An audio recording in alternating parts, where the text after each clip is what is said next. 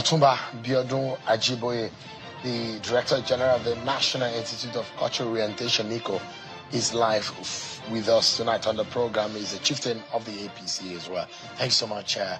Ajiboye, for joining us tonight. Thank you very much, Seun. I'm happy to be here. I mean, when someone described this government's performance as very poor, you heard what my earlier guest said. Yeah. How do you react to that kind of assessment of this government's performance?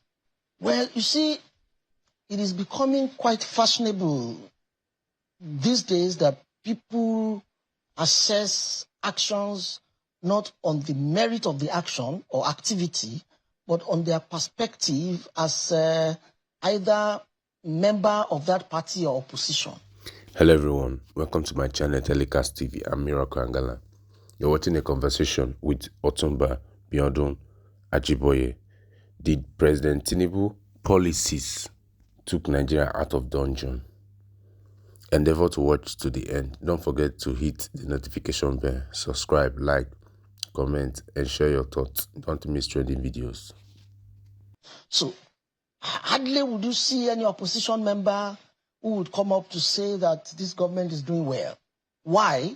If they attest to the government as doing well, they would have been defeating their own core purpose of being opposition. That's what they think. But in the true sense, is this government doing well? Well, how can you say the government is not doing well? And I'll explain to you. This is a government who took Nigeria from doldrum. We were on the floor. Nigeria was on the floor, not because of so many things that Nigeria never ever did right. For instance, talk about taxation. How many people really pay tax in Nigeria? Between you and I, less than 50, well above 55% of Nigerians who are supposed to be paying tax never paid tax. Whoever goes after them? Nobody. So if you now get a government who says, please pay your tax as I went due and the appropriate evaluation of your income, you now say that government is harsh. However, our revenue as a nation is dropping low, is getting lower by the day. So any government who actually wants a country to make some sense will look at what are we earning as a country. And in actual fact, what are we earning? Are we a productive economy? You see, the point at which we needed to reassess ourselves as a nation, as it was the point that Bola Tinubu came in and said, look, we need to stop here and reassess ourselves. Except we reassess ourselves properly, moving forward may be even tougher than where we're coming from. Why does it anger, or why does it make people in your party angry when they hear that Nigerians are suffering? Which in actual fact, that is what is on the street. No, it's true. Why is it that people don't want to hear it? I tell people all the time, Seun, the consequence of any form of reform, removal of subsidy, flotation of naira, against foreign is only inflation will come after it. Definitely. There will be inflation. It's expected. But the point is, if we did not go through that route, we may never get it right in Kingdom Come. But my question here is, why does it sort of aggravate or infuriate members of the APC when they hear people assess and say people are suffering, which is a fact that people are suffering. People are going through tough times. Okay, why is it difficult for your party members to accept that is a real fact on the ground? Probably individual basis, individual differences. If anybody tells me that, I won't be angry. I will only say it's the expected consequence of our reforms. But it's true that people are suffering. You agree? No, it's true that there's inflation. Yeah, there is inflation. To that extent, those that are very, very low income earners are no longer able to meet up with a lot of things. When there is inflation, prices go up. And look, how were we coping? We're subsidizing the naira to the tune of $1.5 billion monthly. We're subsidizing electricity. We're subsidizing fuel. Any nation who were doing all of these things we said must have a highly productive economy. We didn't even have a productive economy. So, a point to stop and reevaluate was the point Bola Tinubu came and said, no, in spite of my training as a financial engineer, in spite of my training as a public finance person and corporate finance person, I will not allow this country to go down like this. Let us stop and reevaluate. Is that too much to ask for a country that wants to make progress? And we know naturally, any reasonable person will know that strong reforms comes with tough decisions. And there will be repercussions. And there will be implications. Consequences. But the only question we should ask ourselves now is that, do we want to go through the tough time now and enjoy later, or want to continue and crash completely? The nation was going to crash if such steps were not taken. That's a fact. You and I know. Any intelligent, any educated person within this country knows. All those things that those opposition people are saying, they are saying all of those things to save their faces.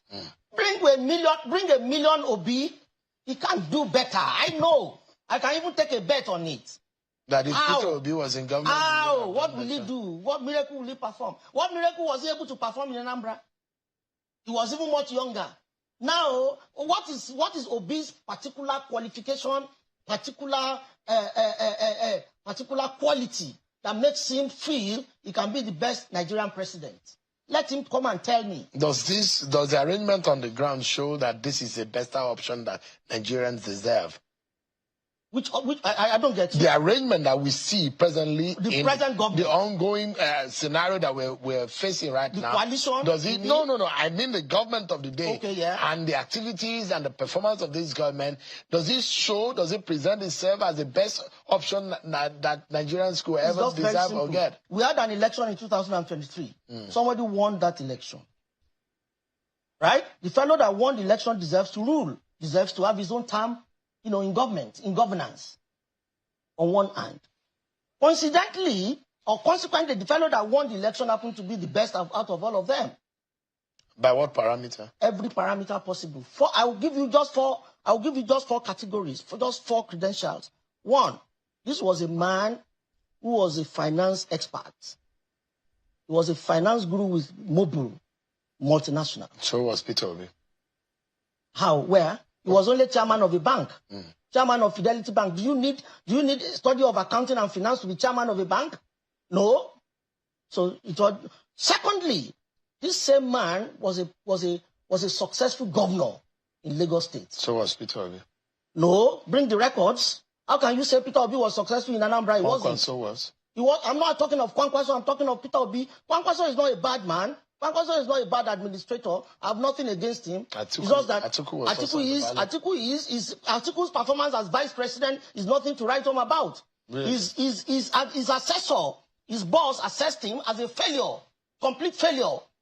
That's Atiku. He wrote a book about him and says Atiku has a great penchant for irregularities and all of that. He said quite a lot. Go and read the book. So who among them is better than Bola Tinubu? Even as we speak, the El-Rufai is going all over the place because of his personal pain and is disgruntled for so many reasons. If he becomes president, can he do better? Did he do better in Kaduna? Why did they boo him in Kaduna during the election a few days ago? These people don't want to face the reality. Or my brother Aregbesola, these people don't want to face the reality that they are confronted with. Look, if Bola Tinubu had wanted to coast on naturally, he didn't have to do the tough things. He would just have continued the way everybody would like to continue. But there are those who hold the view that this president does not listen.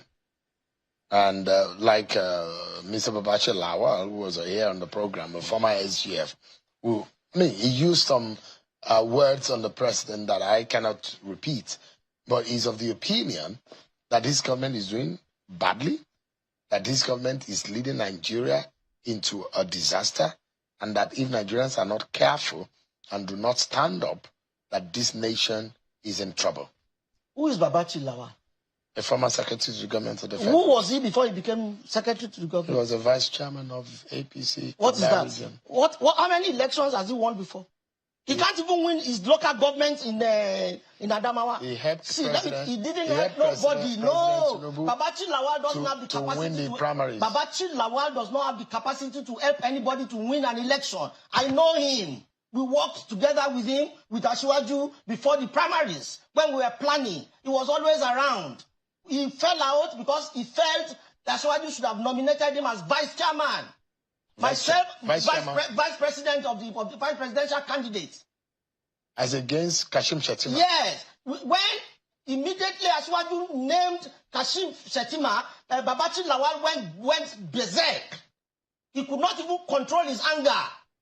And myself, two of my colleagues went to his house. We knelt down for him to say, Baba, don't do, because we were working together very closely. His office is in Nikon Luxury. And we told him, don't allow this to get you distraught.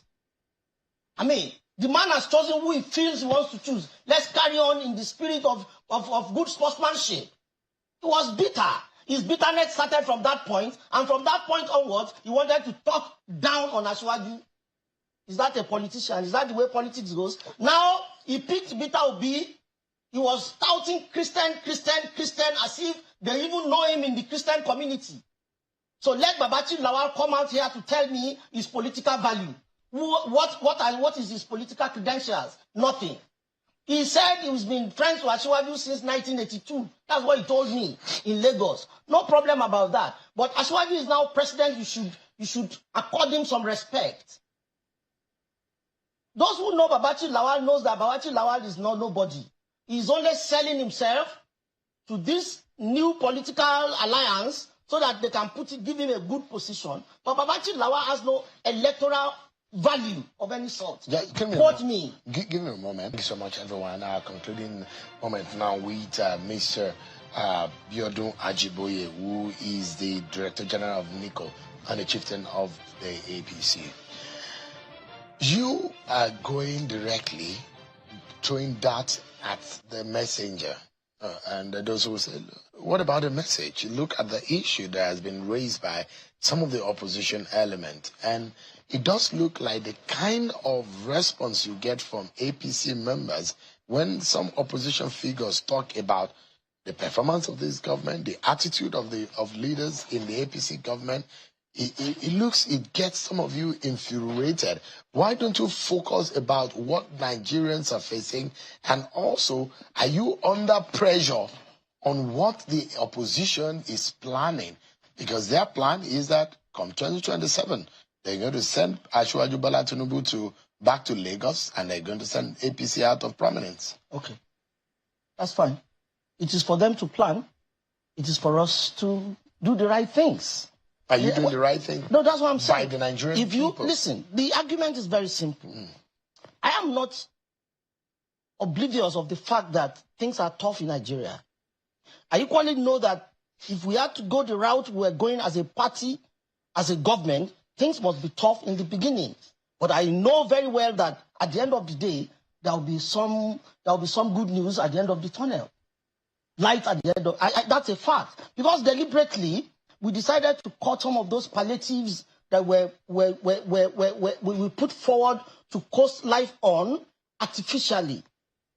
There's no way you can continue the way Nigeria was going. You are not producing even your quota for your barrel per day, OPEC quota of 2 million barrels per day were no longer met. We're doing under 1 million, about 700,000 when this government came into power.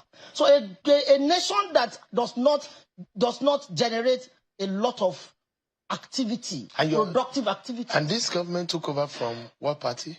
No. I mean, it's the same party. It's the same party. Yeah, but so you are blaming? No, I'm not blaming. We are not in. We cannot. It's the same party. Right, yes, you cannot, in the right conscience, blame. So this government meant a wreckage. That's what you're saying. Oh yeah, the point is clear. Let me explain to you. Left by your party. Two issues were accountable for the problem the government had. COVID was one. Right. In fact, basically COVID. Now, COVID made a lot of plans unattainable. So if the last government had challenges, it was because of certain global situation that happened. We need to close because we're totally out of time. I'm not going to sit here and say that last government did not. It was our government. But what I'm saying is that this government came and put a proper plan on the table. And say, if you go with this plan, this is the consequence. It may be tough in the beginning, but we assure you it will be better as time goes by. And that's exactly the point. Otumba Biodun Ajiboye is the Director General of NICO and the Chieftain of the APC. Thanks so much indeed for coming tonight. Thank you very much. Thank you. That's our show for today, everyone. Many thanks for watching. I'm sure Wakimale. God bless Nigeria.